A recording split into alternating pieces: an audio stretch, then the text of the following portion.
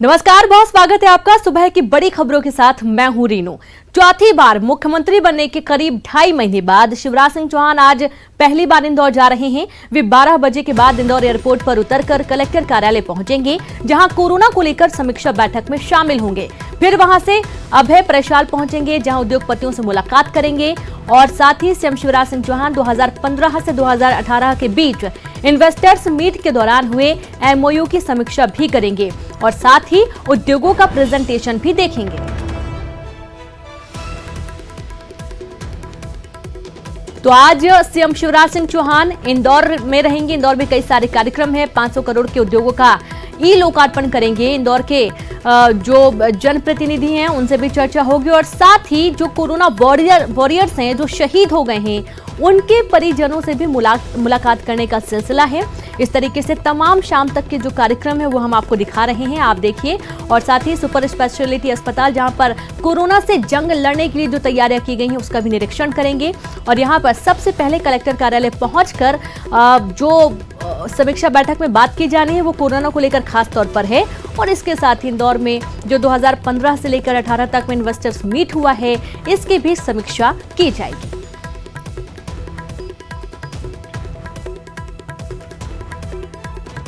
तो कोरोना जंग के दौरान जो कोरोना वॉरियर्स हैं, जो शहीद हो गए हैं, इलाज करते हुए कोरोना की खुद भी चपेट में आ गए हैं, जिनकी मृत्यु हो गई है, अब उनके जो परिजन हैं उनसे भी मुलाकात करेंगे सीएम। और साथ ही अधिक जानकारी के साथ संवाददाता अरुण जुड़ गए हैं। अरुण, आज सीएम चौथी बार शपथ ग्रहण के बाद पहली बार इंदौर आ रहे हैं और कई सारी बातें भी हो रही थी कि सीएम इंदौर क्यों नहीं जा रहे हैं, जबकि इंदौर में तो सबसे ज्यादा मामले हैं। लॉकडाउन भले था लेकिन फिर भी विपक्ष अपना सवाल उठा रहा था। आज सीएम पहुंचेंगे, क्या कुछ प्रमुख कार्यक्रम होंगे अरुण? और सबसे खास बात कि सीएम पहुंच रहे हैं तो गाइडलाइंस जो है, सोशल डिस्टेंसिंग, मास्क, बाकी चीजें, उन सबका किस तरीके से पालन की तैयारी है? बिल्कुल, देखिए सीएम अभी 12 बजे यहाँ पहुंच जाएंगे और 12 बजे के बाद वो सीधे कलेक्ट्रेट की ओर रवाना हो जाएंगे और कलेक्ट्रेट में वो पहले बैठक लेंगे, उसके बाद वो जी जो उनसे वो मुलाकात करेंगे, उनके परिजनों से मुलाकात करेंगे। इसके बाद उनका जो कार्यक्रम है वो अभय प्रसाल का है, जहां पर उद्योगपतियों से वो मुलाकात करेंगे और उद्योगपतियों से मुलाकात करने के बाद वो सुपर स्पेशलिटी हॉस्पिटल भी यहाँ पर देखेंगे और ये इस तरह का तमाम उनका कार्यक्रम रहेगा। करीब 80 से ज्यादा पुलिसकर्मी उनकी सुरक्षा में लगाए गए हैं और अगर बात की जाए तो उनके रुकने की, तो रेसिडेंसी कोठी में वो रुकेंगे। यहाँ पर भी 40 पुलिसकर्मियों को, यहाँ पर 40 से ज्यादा जो रेसिडेंसी कर्मचारी हैं उनको भी, उन सबका कोरोना टेस्ट किया गया है, सभी नेगेटिव आए हैं। तमाम सुरक्षा के इंतजाम किए गए। 30 से ज्यादा गाड़ियां उनके काफिले में रहेंगी। जी बिल्कुल। और साथ ही अरुण, जिस तरीके से अभी देखा जा रहा है, जो भी बैठकें हो रही हैं, समीक्षा बैठक कही जाए या कोई भी नेता जहां भी पहुंच रहे हैं, तो वहां पर एक चीज देखी गई है कि सोशल डिस्टेंसिंग का पालन बहुत मुश्किल से हो पा रहा है। और कई बार तो ऐसा भी देखा जाता है कि जगह की कमी के चलते भी उसका पालन कर पाना थोड़ा मुश्किल हो रहा है। तो आपसे यही समझना चाहूंगी मैं कि आज सीएम के पहुंचने के दौरान जो लोग शामिल होंगे बैठक में, कहां पर ये बैठक रखी गई है और तकरीबन क्या क्या गाइडलाइंस का पालन करना अनिवार्य रखा गया है? बिल्कुल, देखिए सोशल डिस्टेंसिंग का पालन होगा, इसके लिए तमाम एहतियात बरती जाएगी। साथ ही सबसे पहला जो उनकी मीटिंग होगी कलेक्ट्रेट में होगी, जहां पर वो कोरोना की समीक्षा करेंगे। आखिरकार इंदौर में कोरोना का संक्रमण इतनी तेजी से क्यों फैल रहा है और इसके आगे ना फैले, इसको लेकर वो उनसे चर्चा करेंगे। इसके बाद ही वो जो कोरोना से 2 जो शहीद हुए हैं कोरोना में पुलिसकर्मी, उनके परिजनों से भी मुलाकात करेंगे और इसके बाद वो कलेक्ट्रेट से सीधे सुपर स्पेशलिटी हॉस्पिटल है जो 400 बेड का है, उसको देखने जाएंगे, यानी कि ढेर सारे कार्यक्रम आज सीएम। बिल्कुल अरुण, बहुत बहुत शुक्रिया आपका तमाम जानकारी साझा करने के लिए। तो दौरा बहुत ही खास कह सकते हैं और चलिए इस दौरान ये समझा जाएगा कि आखिरकार क्यों इंदौर में बहुत ज्यादा मामले हैं। इसकी समीक्षा भी आज सीएम करने वाले हैं। अगली खबर का रुख करते हैं। मोदी सरकार 2 के 1 साल का जश्न, बीजेपी नेताओं का वीडियो कॉन्फ्रेंसिंग आज भी जारी रहेगी। 60 विधानसभा क्षेत्रों में वीडियो कॉन्फ्रेंसिंग होगी। मोदी सरकार 2 के उपलब्धियों का बखान किया जाएगा। उमेश शुक्ला दोपहर 3 बजे पन्ना विधानसभा से वीडियो कॉन्फ्रेंसिंग के जरिए मोदी सरकार के जितने भी कामकाज रहे हैं उनका बखान किया जाएगा, किस तरीके से जनता को फायदा पहुंचा है, क्या काम किए गए हैं, ग्लोबल लेवल पर किस तरीके से भारत की छवि बनी है और साथ ही आम नागरिक तक भी किस तरीके से खास सुविधाएं पहुंच पा रही हैं। इन सब चीजों का बखान आज बीजेपी के बड़े नेता वीडियो कॉन्फ्रेंस के माध्यम से करने वाले हैं। तो इस तरीके से मोदी सरकार 2 के 1 साल का जश्न मनाया जा रहा है और कुल कह सकते हैं कि मोदी सरकार के 6 साल पूरे हो गए हैं, लेकिन एक बार फिर से दूसरी बार प्रधानमंत्री बनने के बाद ये 1 साल जो कंप्लीट हो रहे हैं, इस 1 साल में क्या कुछ नया रहा और किस तरीके से भारत के साथ साथ प्रत्येक राज्य और राज्य के साथ साथ प्रत्येक जिला किस तरीके से निर्भर हुआ है, इसकी समीक्षा की जाएगी। और ज्यादा जानकारी के साथ संवाददाता शरद जुड़ गए हैं। शरद, मोदी सरकार 2 के 1 साल पूरे होने के जश्न में वीडियो कॉन्फ्रेंसिंग की जा रही है और आज पन्ना विधानसभा से भी वीडियो कॉन्फ्रेंसिंग की जाएगी। क्या खास रहेगा इस कॉन्फ्रेंस के दौरान और क्या कुछ ऐलान भी हो सकते हैं शरद?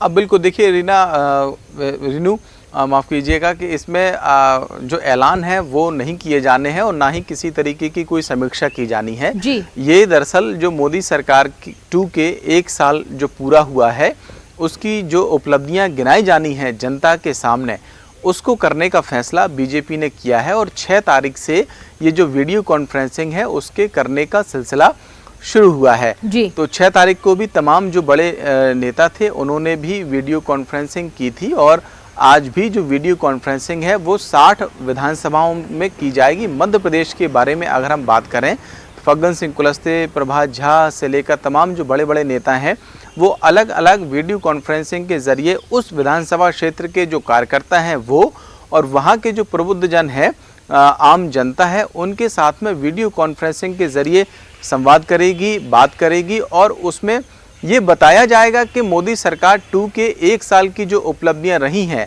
वो आखिरकार क्या क्या उपलब्धियां रहीं, कौन कौन से फैसले सरकार ने लिए हैं आम जनता के लिए और साथ ही साथ में जो कोरोना महामारी हुई उसमें रोकथाम के लिए मोदी सरकार ने किस तरीके के कदम उठाए। 20 लाख करोड़ रुपए का जो आर्थिक पैकेज है वो दिया गया था। तो ये जो सारी बातें हैं, जो उपलब्धियां हैं, उनको गिनाने का काम इस वीडियो कॉन्फ्रेंसिंग में किया जा रहा है। ये 10 तारीख तक ये सिलसिला चलेगा और 10 तारीख को भी एक वर्चुअल रैली मध्य प्रदेश में होगी। केंद्रीय मंत्री नितिन गडकरी उस वर्चुअल रैली को आम जनता को संबोधित करेंगे और उसका भी केंद्र बिंदु मोदी सरकार 2 के 1 साल पूरे होने की जो उपलब्धियां हैं वो जनता तक पहुंचाना है। चलिए, बिल्कुल, बहुत बहुत शुक्रिया आपका तमाम जानकारी के लिए शरद। यानी कि इस कॉन्फ्रेंस के दौरान जो उपलब्धियां रही हैं पिछले 1 साल की वो गिनाई जाएंगी, बताई जाएंगी कार्यकर्ताओं को भी, जनता को भी। अगली खबर का रुख करते हैं। कोरोना से संक्रमित टॉप 10 शहरों में इंदौर और भोपाल। इंदौर देश का 6वां सबसे संक्रमित शहर है। भोपाल संक्रमितों के मामले में 10वें नंबर पर है। देश में मुंबई सबसे ज्यादा संक्रमित वाला शहर बन गया है।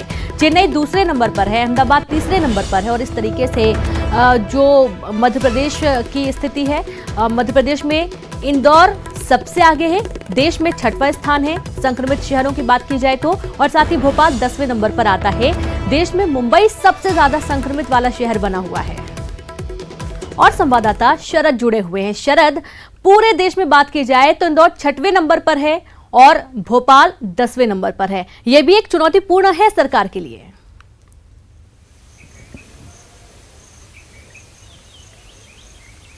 हाँ बिल्कुल, देखिए आपने सही कहा, ये बहुत चुनौतीपूर्ण है। ख़ासतौर से इंदौर और भोपाल की अगर हम बात करें कोरोना संक्रमण के लिहाज से, तो जैसा कि आपने बताया भी है कि जो टॉप 10 शहरों की सूची है संक्रमण के मामले में, उसमें भले ही मुंबई पहले नंबर पे हो। और ख़ास बात ये भी है कि मुंबई में जो टोटल नंबर्स है, जो रिपोर्ट है स्वास्थ्य मंत्रालय की, उसके मुताबिक जो टोटल नंबर्स ऑफ पेशेंट्स हैं कोरोना पॉजिटिव के, वो अब चीन में मिले कुल मरीजों की संख्या से भी ज़्यादा हो गए हैं।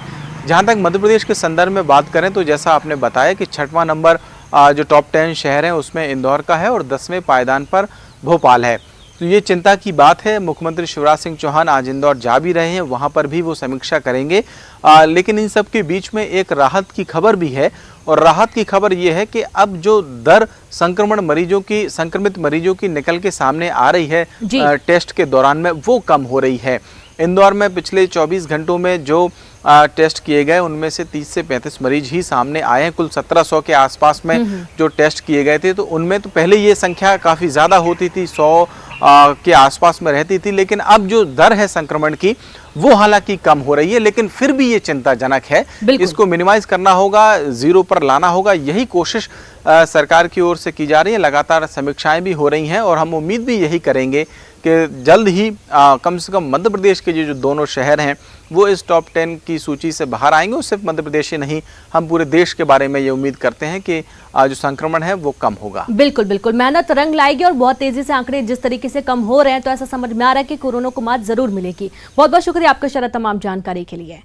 और चलिए इसी दौरान अगली खबर का रुख करते हैं। भोपाल से बड़ी खबर है, मेट्रो रेल प्रोजेक्ट को रफ्तार मिलेगी। यूरोपियन इन्वेस्टमेंट बैंक ने 3200 करोड़ का लोन मंजूर कर लिया है। साल के अंत में लोन की पहली किस्त जारी होगी। लॉकडाउन के चलते फिलहाल बंद है मेट्रो प्रोजेक्ट का काम, लेकिन इसके चलते 3200 करोड़ का जो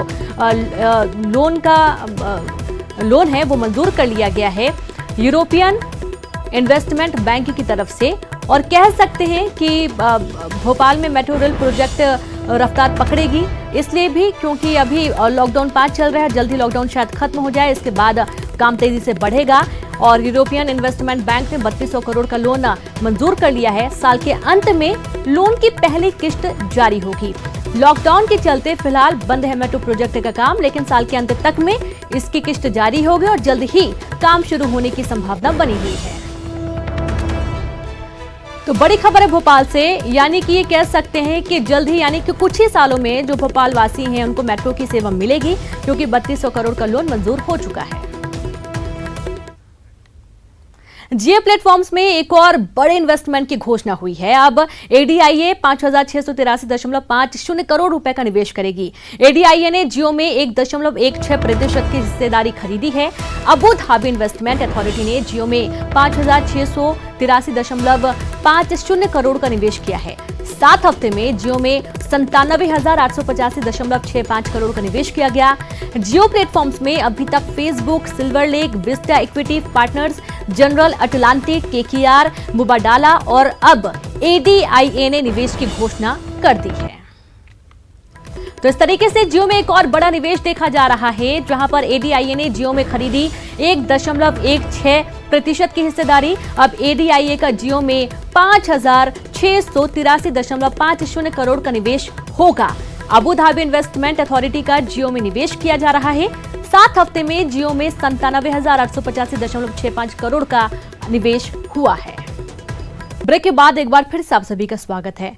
मोदी सरकार ने लॉकडाउन 5 में आज से धार्मिक स्थलों और मॉल समेत अन्य सार्वजनिक स्थलों को खोलने की इजाजत दे दी है। हालांकि अभी कंटेनमेंट जोन में धार्मिक स्थल नहीं खोले जाएंगे। फिलहाल कंटेनमेंट जोन से बाहर के धार्मिक स्थलों को ही खोलने की इजाजत होगी, लेकिन इसके बावजूद कई शहरों में अभी बड़े और प्रसिद्ध धार्मिक स्थल नहीं खोले जा रहे हैं। इन शहरों में प्रदेश की राजधानी भोपाल समेत कुछ दूसरे शहर भी शामिल हैं। वहीं 22 मार्च से बंद श्री महाकाल मंदिर आज से भक्तों के लिए खोला जा रहा है। ओरछा रामराजा सरकार के दर्शन के लिए भी अब ऑनलाइन बुकिंग करनी होगी। विश्व प्रसिद्ध तांत्रिक शक्तिपीठ मां बंगलामुखी मंदिर भी आज से खुलेगा। विश्व भर में प्रसिद्ध पीताम्बरा पीठ का मंदिर भी आज से खुलने के लिए पूरी तरह तैयार है, लेकिन खंडवा में बाबा ओमकारेश्वर का धाम 16 जून से खुलेगा। हालांकि 65 साल से ज्यादा उम्र के लोग, बीमारों, गर्भवती महिलाओं और 10 साल से कम उम्र के बच्चों के लिए मंदिरों में जाना भी वर्जित होगा और साथ ही इनको घर में ही रहने की सलाह दी गई है।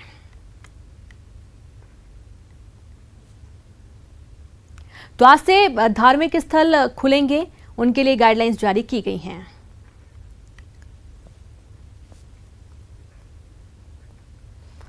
तो छत्तीसगढ़ में आज से शर्तों के साथ लोगों को कई राहत मिल गई है। कंटेनमेंट जोन को छोड़कर प्रदेश में आज से धार्मिक स्थल, पार्क, रेस्तरां और होटल खुल गए हैं, जबकि क्लब, स्पोर्टिंग कॉम्प्लेक्स और स्टेडियम में केवल आउटडोर खेल हो सकेंगे, जबकि शॉपिंग मॉल बंद रहेंगे। रेस्टोरेंट में केवल टेक अवे की अनुमति जैसी पहले थी वैसी ही रहेगी। इसी तरह होटल संचालन की अनुमति पहले की तरह निर्धारित उपयोग के लिए केंद्रीय गाइडलाइन के मुताबिक होगी।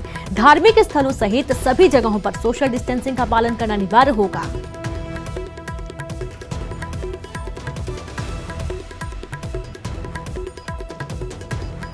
तो इस तरीके से कई सारी रियायतें मिल रही हैं लॉकडाउन 5 में, और इसमें जो स्पोर्ट्स होंगे वो आप खुले मैदान वाले स्पोर्ट्स ही खेल सकेंगे। शर्तों के साथ राहत मिली है। धार्मिक स्थलों में मास्क और सोशल डिस्टेंसिंग का पालन अनिवार्य होगा।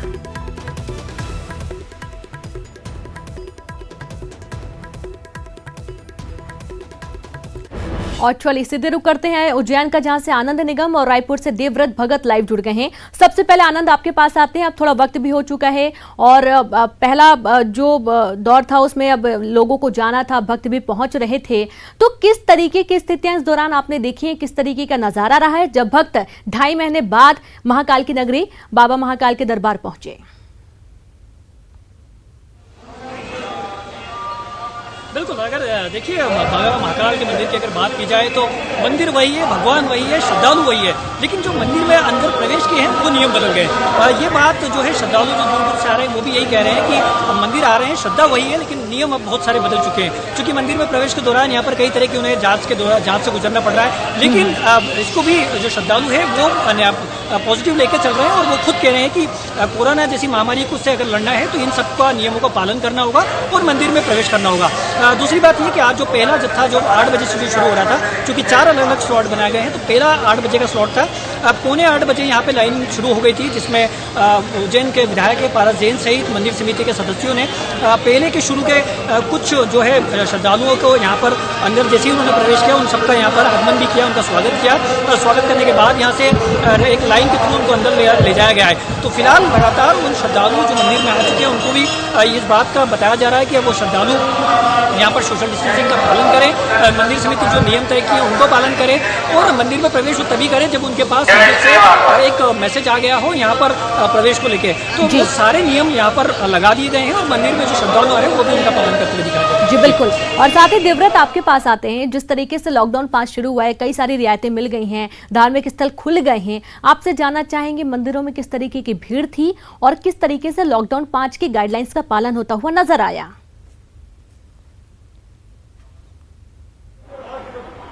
जी बिल्कुल, क्योंकि लॉकडाउन के दौरान धार्मिक स्थल के कपाट बंद थे और आज से ये खुले हैं। रायपुर के सबसे प्राचीन महामाया मंदिर में इस वक्त मैं मौजूद हूं और यहाँ की सीधी तस्वीरें, यहाँ पर सबसे पहले मैं किस तरह की गाइडलाइन फॉलो कराई जा रही है ये दिखा देता हूँ। सबसे पहले तो भक्तों की चहलकदमी यहाँ पर दिखाई दे रही है, भक्तों से फिर एक बार ये परिसर गुलजार होता हुआ दिखाई दे रहा है, लेकिन सावधानी जिस तरह से बरती जा रही है, आप देखिए कि मंदिर में प्रवेश से पहले जो घंटा बजाया जाता है, घंटी बजाई जाती है, वो बांध दिया गया है ताकि बार बार लोगों का स्पर्श जो है वो टच करके आगे न बढ़े और ये एहतियात बरता गया है। साथ ही सैनिटाइज होकर के ही लोग यहाँ पर निकल रहे हैं।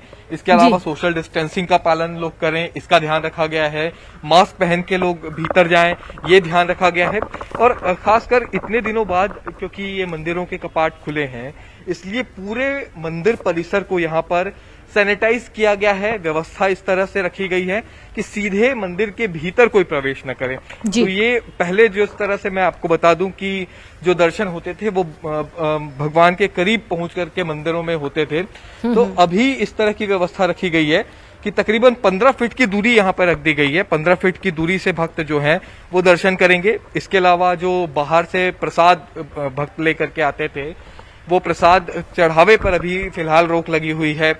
इसके अलावा जो मंदिर में भी प्रसाद बंट रहा था उस पर भी रोक लगी हुई है। तो कई तरह के नियम, ये सारे इंतजाम किए गए हैं ताकि लोग दर्शन भी कर सके, अपनी भक्ति आराधना भी पूरी कर सके और बाकी चीजों से भी बच सके। बहुत बहुत शुक्रिया आप दोनों का तमाम जानकारी के लिए। और अगली खबर का रुख करते हैं। जबलपुर से बड़ी खबर है, जहां प्रदेश में शराब दुकानों के संचालन का मामला है। ठेकेदारों को विकल्प चुनने का आज अंतिम दिन है। हाईकोर्ट ने 3 दिन के अंदर विकल्प चुनने का समय दिया था। शनिवार तक 70% आबकारी ठेके सरेंडर हो चुके हैं। 7,000 करोड़ से ज्यादा के शराब ठेके सरेंडर हो चुके हैं। शराब ठेकेदारों का कहना था कि लाइसेंस का वो जो भुगतान होता है वो नहीं कर सकते हैं और इसके चलते चूंकि शराब उतनी ज्यादा बिक नहीं रही है, लोगों के पास पैसा है नहीं, लॉकडाउन के चलते लोग घरों से बाहर भी नहीं निकल रहे हैं और बाकी कई सारी चीजें, शादी ब्याह वगैरह भी बंद है और इसके चलते उनको उतना आमदनी नहीं हो रही है कि वो लाइसेंस का पैसा चुका सके। यही कारण है कि लोगों ने सरेंडर कर दिया है। 3 दिन का वक्त था, आज का अंतिम दिन है सरेंडर करने का।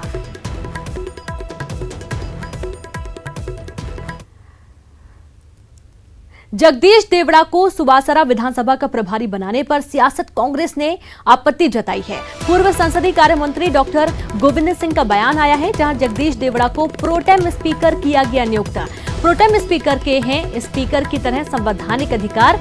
संवैधानिक पद के व्यक्ति को चुनाव का प्रभारी बनाया जाना पद की गरिमा के विपरीत है। बीजेपी पर संवैधानिक पदों के दुरुपयोग का आरोप लगाया गया। और ज्यादा जानकारी के साथ संवाददाता अनुराग जुड़ गए हैं। अनुराग, जिस तरीके से जगदीश देवड़ा को सुबासरा विधानसभा का प्रभारी बनाया गया है, इस पर सियासत हो रही है, क्या क्या आपत्तियां हैं कांग्रेस की? देखिए, बीजेपी ने हाल ही में एक सूची जारी की है जिसमें सभी 24 विधानसभा सीटों पर प्रभारियों को नियुक्त किया है और जो मंदसौर के सुबासरा विधानसभा सीट है वहां पर जगदीश देवड़ा को चुनाव का प्रभारी बनाया गया है। लेकिन कांग्रेस को आपत्ति इस बात को लेकर है कि जगदीश देवड़ा इस समय प्रोटेम स्पीकर के पद पर है। प्रोटेम स्पीकर रहते हुए वो अध्यक्ष पद के संवैधानिक अधिकारों का इस्तेमाल कर रहे हैं और संवैधानिक पद पर होने के कारण उनको चुनाव का प्रभारी बनाए जाना संविधान व्यवस्थाओं के खिलाफ है और इसी को लेकर कांग्रेस ने आपत्ति दर्ज कराई है। और खुद जो पूर्व मंत्री है संसदीय कार्य मंत्री डॉक्टर गोविंद सिंह, उन्होंने कहा है कि ये संवैधानिक व्यवस्था और परंपराओं के खिलाफ है कि कोई व्यक्ति यदि संवैधानिक पद पर है तो उसको चुनाव का प्रभारी बनाया जाए। हालांकि जानकार भी बता रहे हैं कि यदि प्रोटेम स्पीकर का कोई पद होता है तो उस पर कोई व्यक्ति काम करता है तो उसको पूरी तरीके से अधिकार होते हैं कि वो संवैधानिक व्यवस्थाओं का पालन कर सके। लेकिन अब कांग्रेस को एक बड़ा मुद्दा मिल गया है बीजेपी को घेरने के लिए और इसी मुद्दे को लेकर कांग्रेस ने बीजेपी को घेरना शुरू कर दिया है। चलिए, शुक्रिया आपका अनुराग तमाम जानकारी के लिए। और इसी के साथ इस बुलेटिन में इतना ही। नमस्कार।